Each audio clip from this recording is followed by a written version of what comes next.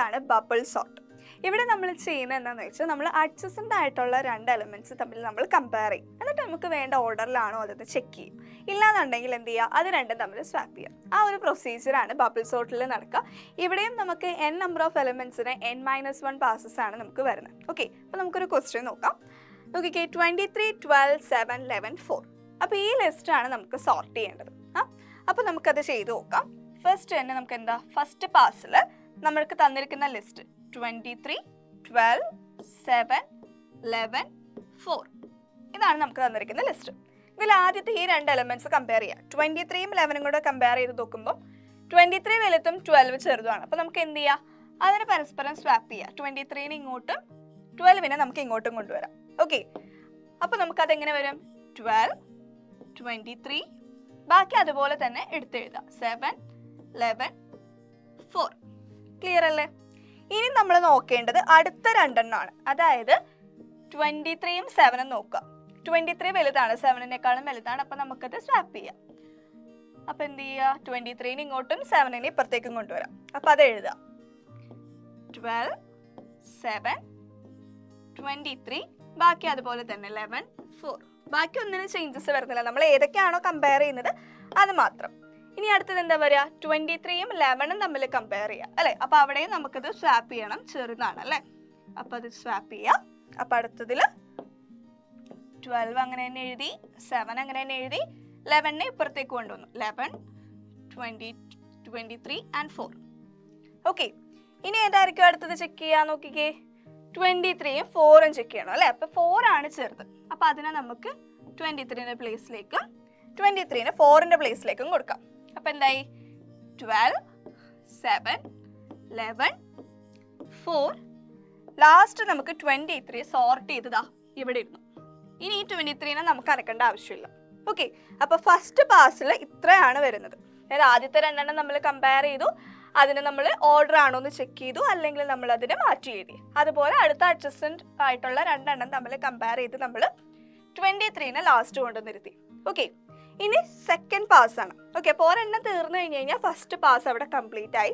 ഇനി second pass. Second pass വരുമ്പോൾ എന്താ, നമുക്ക് നേരത്തെ എങ്ങനെയാണ് വരുന്നത് വെച്ചാൽ അത് തന്നെ ആദ്യം എഴുതാം, 12, 7, 11, 4 അല്ലേ. അപ്പം 12, 7, 11, 4. 23 നമ്മൾ എടുക്കുന്നില്ല, അങ്ങനെ തന്നെ വെച്ചേക്ക്, അനക്കുന്നില്ല. ഓക്കെ, ഇനി 12ഉം 7ഉം കൂടെ കമ്പയർ ചെയ്ത് നോക്കിക്കേ, 7 അല്ലേ ചെറുത്. അപ്പം നമുക്കതിനെ മാറ്റണം. 7 ഇങ്ങോട്ടും 12നെ ഇപ്പുറത്തേക്കും കൊണ്ടുവന്നു. അപ്പം എങ്ങനെ എഴുതാം, 7, 12, 11, 4. എളുപ്പമല്ലേ, നല്ല രസമല്ലേ ഇങ്ങനെ ചെയ്യാനല്ലേ. അപ്പോൾ ഇനി അടുത്തത് വരുന്നത് ഏതാ, 12ഉം 11ഉം ആണ് വരുന്നത്. അവിടെ നമുക്ക് എന്താ, 11ഉം 12നെ നമുക്ക് അങ്ങോട്ടും ഇങ്ങോട്ടും മാറ്റി എഴുതണം. അപ്പം 11 ഇങ്ങോട്ടും 12 ഇങ്ങോട്ടും വരും. അപ്പോൾ 7, 11, 12, 4. 23 അവിടെ ഉണ്ട്, അത് നിങ്ങൾ എഴുതുമ്പോൾ എഴുതി പോവുക. പക്ഷെ അതിൽ നമ്മൾ ഒരു ചേഞ്ചസും വരുത്തുന്നില്ല. ഓക്കെ, ഇനി എന്താ, 12ഉം 4ഉം തമ്മിൽ കമ്പയർ ചെയ്യാം. അപ്പോഴും നമുക്കത് മാറ്റണം അല്ലേ. അപ്പം അത് നമ്മൾ ചേഞ്ച് ചെയ്യാണ്. നമുക്ക് എന്ത് കിട്ടി, 7, 11, 4. ഫൈനലി 12ഉം സോർട്ടായി. ഓക്കെ, അപ്പോൾ ഇനി 12ഉം 23 നമുക്ക് എടുക്കണ്ട, മീൻസ് അത് കറക്റ്റ് പൊസിഷനിൽ വന്നിട്ടുണ്ട്. ഇനി ബാക്കിയുള്ളതാണ് ചെക്ക് ചെയ്യേണ്ടത്. അപ്പോൾ അതെന്താ, സെക്കൻഡ് പാസ് കഴിഞ്ഞ് ഇനി നമ്മൾ അടുത്ത പാസ്, തേർഡ് പാസിലേക്ക് പോവാണ്. അപ്പോൾ 7, 11, 4 ഇങ്ങനെയായിരുന്നു ലാസ്റ്റ് നിന്നിരുന്നത്. ബാക്കി 12ഉം 23യും അവിടെ ഉണ്ട്. ഇനി 7, 11ഉം കമ്പയർ ചെയ്യാം. 7, 11ഉം കമ്പയർ ചെയ്യുമ്പം മാറ്റേണ്ട ആവശ്യമുണ്ടോ, 7 ചെറുതാണ്, 11 ആണ് വലുത്. ആ ഓർഡർ കറക്റ്റ് ആണ്, അപ്പോൾ അതിൽ ചേഞ്ചസ് ഒന്നുമില്ല. അപ്പോൾ അത് അങ്ങനെ തന്നെ എഴുതാം. ഓക്കെ, ഇനി ഇവിടെ വരുമ്പോൾ നോക്കിക്കേ, 11ഉം 4ഉം കമ്പയർ ചെയ്യുമ്പോൾ എന്താ, 4 ആണ് ചെറിയ നമ്പർ അല്ലേ. അപ്പം നമുക്ക് അവിടെ അത് മാറ്റി എഴുതണം. അപ്പോൾ 4നെ ഇങ്ങോട്ടും 11നെ നമുക്ക് ഇങ്ങോട്ടും കൊണ്ടുവരാം.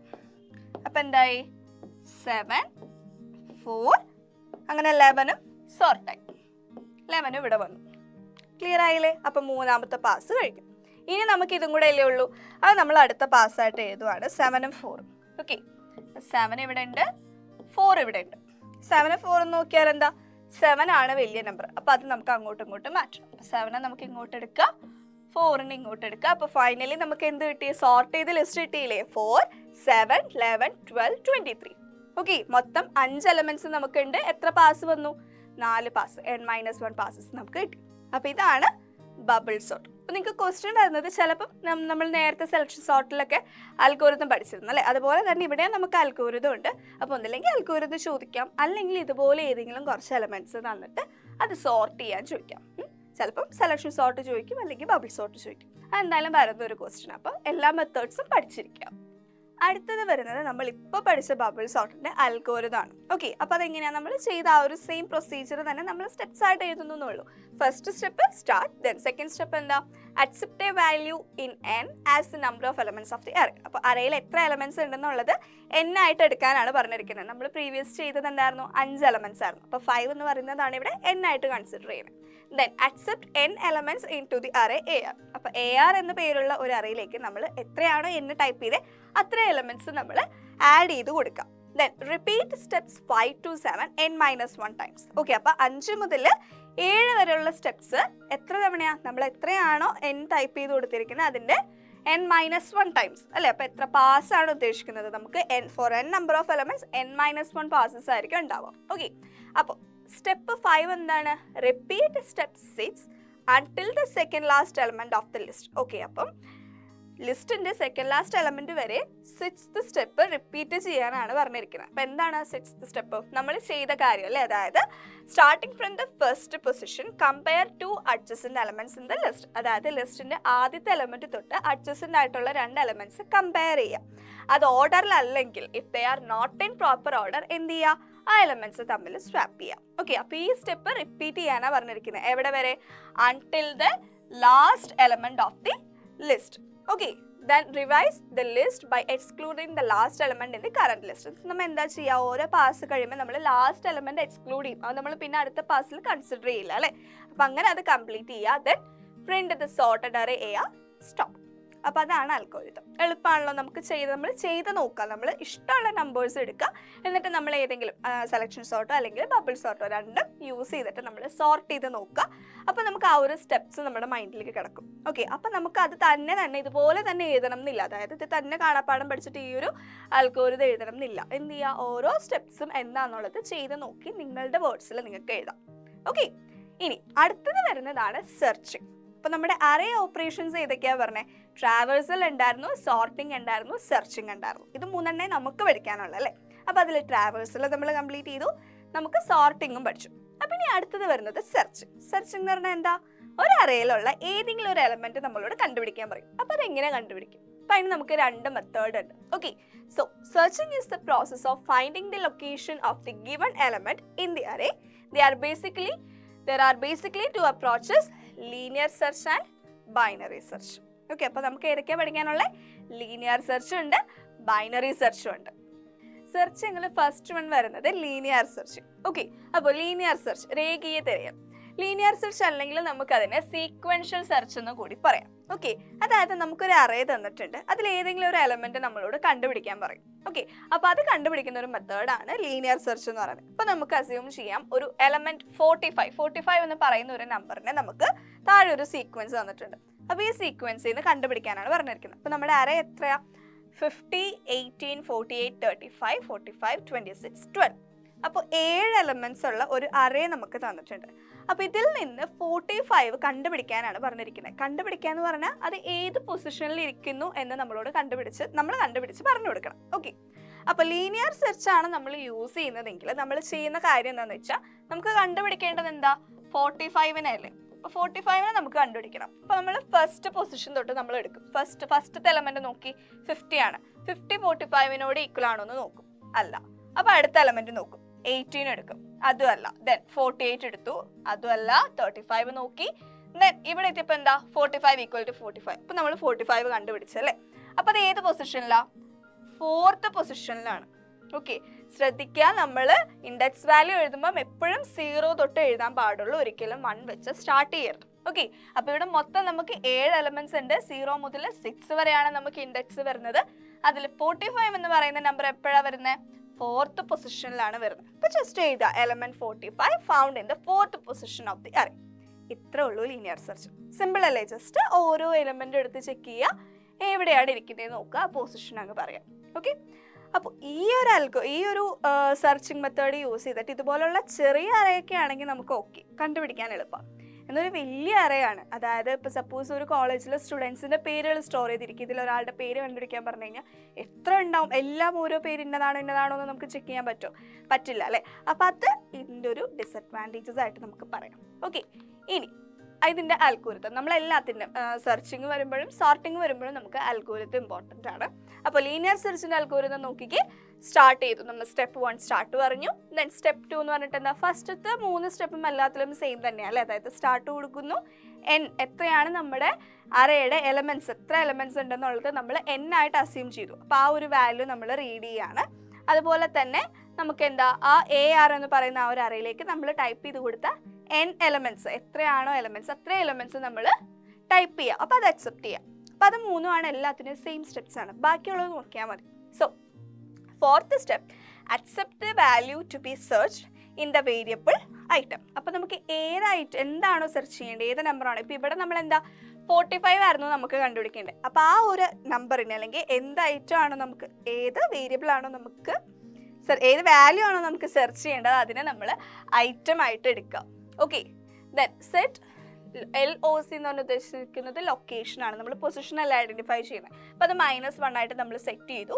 Then starting from the first position repeat step 7 until the last element. Okay, അപ്പോൾ ഫസ്റ്റ് പൊസിഷനിൽ നിന്ന് സ്റ്റാർട്ട് ചെയ്തിട്ട് നമ്മൾ ഈ ഒരു 7th സ്റ്റെപ്പ് നമ്മൾ ലാസ്റ്റ് എലമെന്റ് വരെ കണ്ടിന്യൂ ചെയ്ത് റിപ്പീറ്റ് ചെയ്ത് കൊണ്ടുപോകാനാണ് പറഞ്ഞിരിക്കുന്നത്. എന്താണ് ഇവിടെ ചെയ്യുന്നത്? Check whether the value in item is found in the current position. അതായത് നമ്മൾ നോക്കുന്ന പൊസിഷനിൽ തന്നെ നമ്മൾ ചെക്ക് ചെയ്യുന്ന നമുക്ക് വേണ്ട വാല്യൂ അതിലുണ്ടോ എന്നുള്ളത്. അതായത് നമ്മൾ ഇവിടെ എന്താ ഫസ്റ്റത്തെ ഈ ഒരു 0th പൊസിഷനിൽ നമ്മൾ 45 ആണോ ഈ വാല്യൂ ഒന്ന് ചെക്ക് ചെയ്തു അല്ലേ? ഇല്ലെങ്കിൽ നമ്മൾ അത് അടുത്തയിലേക്ക് പോയി അടുത്തത് ചെക്ക് ചെയ്തു, അതാണോ എന്ന് ചെക്ക് ചെയ്തു. അതാണ് പറയുന്നത്. ആ ഒരു പ്രൊസീജിയർ നമ്മൾ ഇവിടെ നോക്കാം. ഓരോ പൊസിഷൻ മാറ്റി നോക്കാം നമുക്കത് കിട്ടുന്നത് വരെ.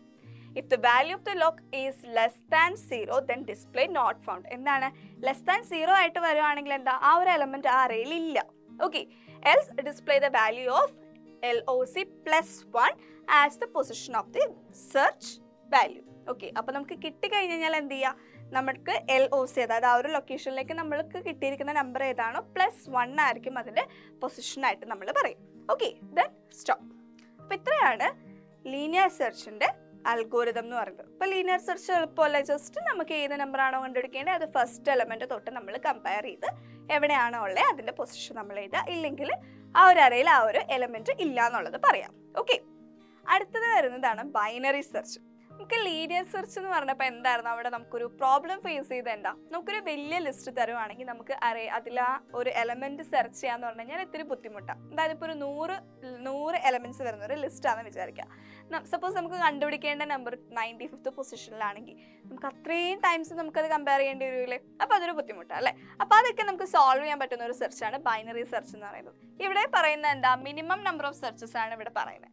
മാത്രമല്ല ഇവിടെ നമുക്ക് സെർച്ച് ചെയ്യുമ്പം ആ ഒരു ലിസ്റ്റ് എപ്പോഴും സോർട്ടഡ് ആയിരിക്കണം.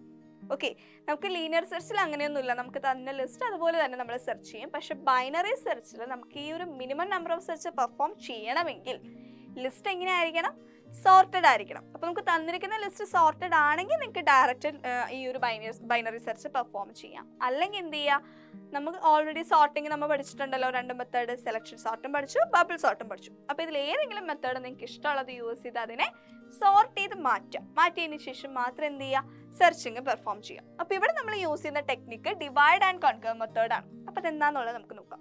അപ്പോൾ നമുക്കൊരു ക്വസ്റ്റ്യൻ ഉണ്ട്, let us consider the following array with 7 elements. Okay, നമുക്ക് തന്നിരിക്കുന്ന അറേ 7 എലമെന്റ്സിന്റെ ഒരു അറേയാണ്. അപ്പോൾ നമുക്ക് ഇതിൽ കണ്ടുപിടിക്കേണ്ട നമ്പർ എന്താ, 45. അപ്പോൾ 45 എന്ന് പറയുന്ന നമ്പർ നമുക്ക് കണ്ടുപിടിക്കാം. നമ്മുടെ ലിസ്റ്റ് നോക്കിക്കേ, 33, 28, 21, 35, 45, 61, 58. ഇത് സോർട്ടഡ് ആണോ? ഫസ്റ്റത്തെ 2 കണ്ടു കഴിഞ്ഞാൽ തന്നെ മനസ്സിലാവും ഇത് സോർട്ടഡ് അല്ല.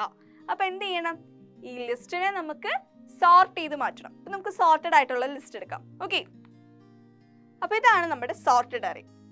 21, 28, 33, 35, 45, 58 and 61. അപ്പോൾ ഈ ഒരു അറേ സോർട്ടഡ് ആയിട്ടുണ്ട്. നമുക്ക് ഇതിൽ കണ്ടുപിടിക്കേണ്ട നമ്പർ ഏതാ, 45 ആണ് നമുക്ക് കണ്ടുപിടിക്കേണ്ടത് അല്ലേ? അപ്പോൾ ഇനി പറയാൻ പോകുന്ന സ്റ്റെപ്സ് ശ്രദ്ധിച്ചിരിക്കുക, ചെയ്തു നോക്കുക. ഓക്കെ, അതായത് ഒരു ഇത്തിരി കൺഫ്യൂസിങ് ആണ്, പക്ഷെ എളുപ്പമാണ്, ഈസി ടെക്നിക്കാണ്. അപ്പോൾ നമ്മളിവിടെ ആദ്യം തന്നെ നമ്മൾ ഫസ്റ്റ് എന്ന് പറഞ്ഞിട്ട് ഒരു എലമെന്റ് എടുക്കുകയാണ്.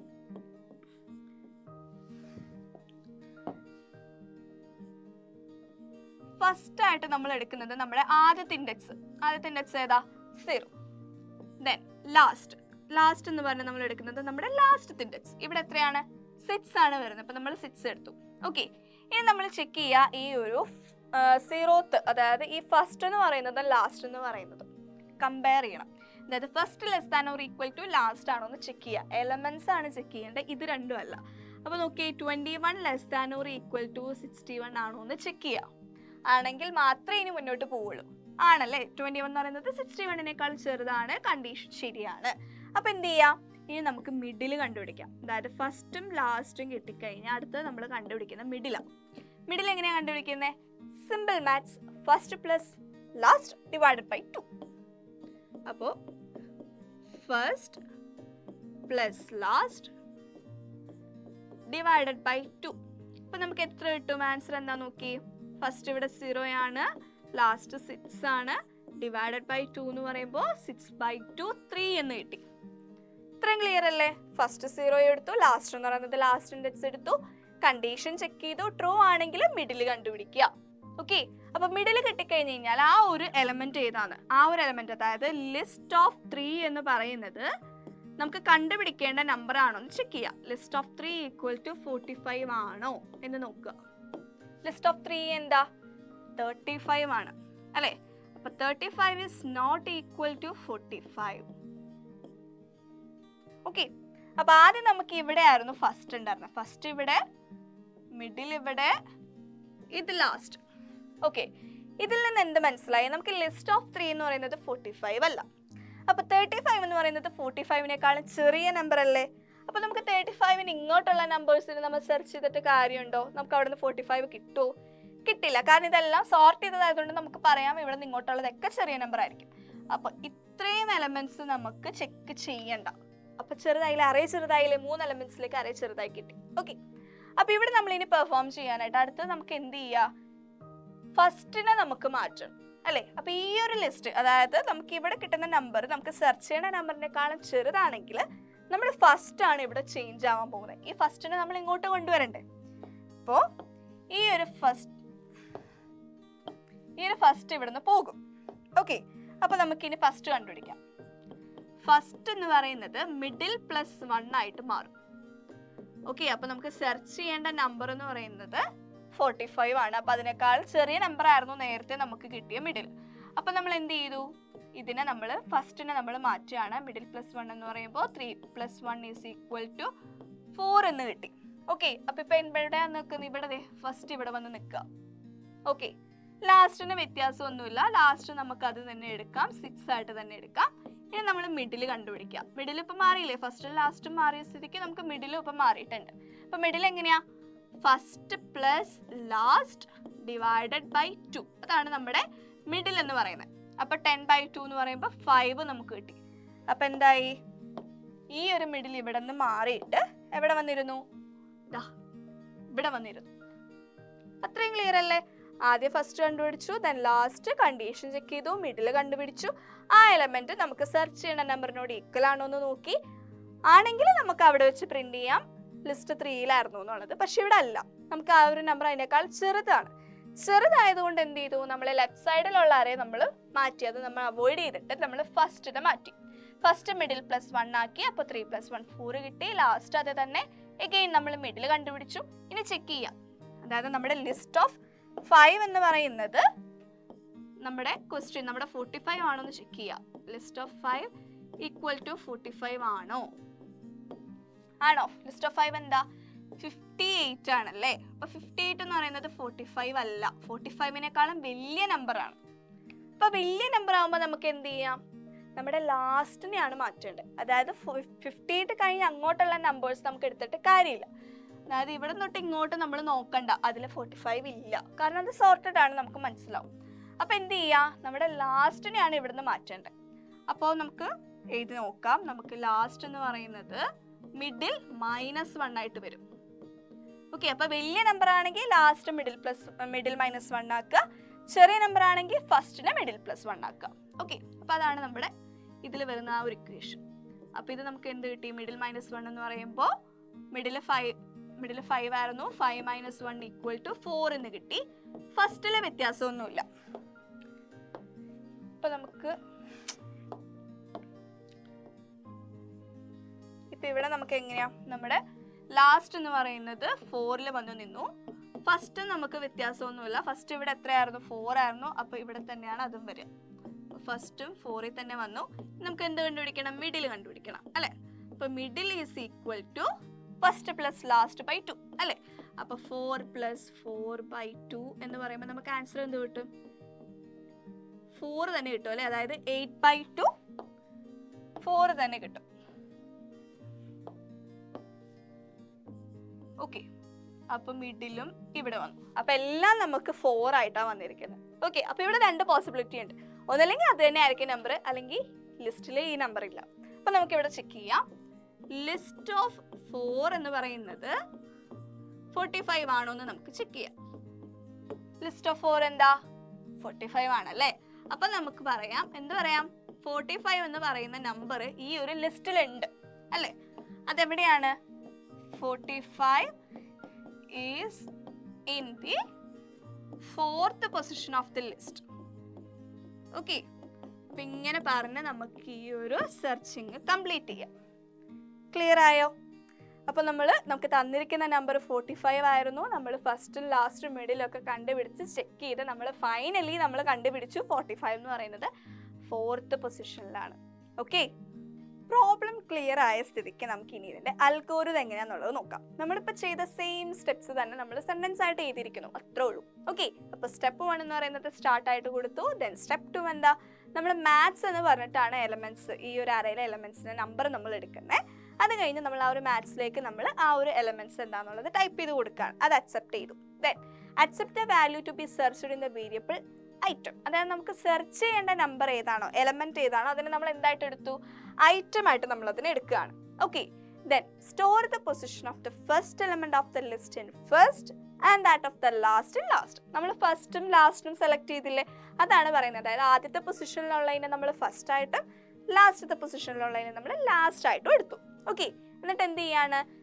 Repeat step 7 to 11 while first is less than or equal to last. നമ്മൾ ചെക്ക് ചെയ്തല്ലേ, ഫസ്റ്റ് എലമെന്റ് ലാസ്റ്റ് എലമെന്റ് എടുത്തിട്ട് first less than or equal to last ആണോ എന്ന് ചെക്ക് ചെയ്തിരുന്നു. അപ്പോൾ ആ ഒരു കണ്ടീഷൻ ട്രൂ ആണെങ്കിൽ എന്ത് ചെയ്യണം? 7ാമത്തെ സ്റ്റെപ്പ് മുതൽ 11ാമത്തെ സ്റ്റെപ്പ് വരെ നമ്മൾ റിപ്പീറ്റ് ചെയ്ത് ചെയ്യാനാണ് പറഞ്ഞിരിക്കുന്നത്. അപ്പോൾ നമുക്ക് 7ാമത്തെ സ്റ്റെപ്പ് എന്താ? ഫസ്റ്റും ലാസ്റ്റും കഴിഞ്ഞു, കണ്ടീഷൻ ചെക്ക് ചെയ്തു, എന്നിട്ട് നമ്മൾ എന്താ നോക്കി?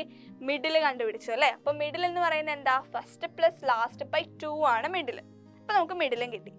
അത് കഴിഞ്ഞിട്ട് നമ്മൾ കമ്പയർ ചെയ്യുകയാണ്. അതായത് നമുക്ക് സെർച്ച് ചെയ്യേണ്ട ഐറ്റം, ആ ഒരു ഐറ്റവും ഈ ഒരു മിഡിലിൽ കിടക്കുന്ന ആ ഒരു ലിസ്റ്റിലെ മിഡിലുള്ള എലമെന്റും കമ്പയർ ചെയ്യാം. ഓക്കെ, എന്നിട്ട് കമ്പയർ ചെയ്ത് കഴിയുമ്പം ആ ഒരു എലമെന്റ് സെയിം ആണെങ്കിൽ നോക്കിക്കേ, if the middle element contains the search value in item then stop search and display the position and go to step 12. എന്താണ്?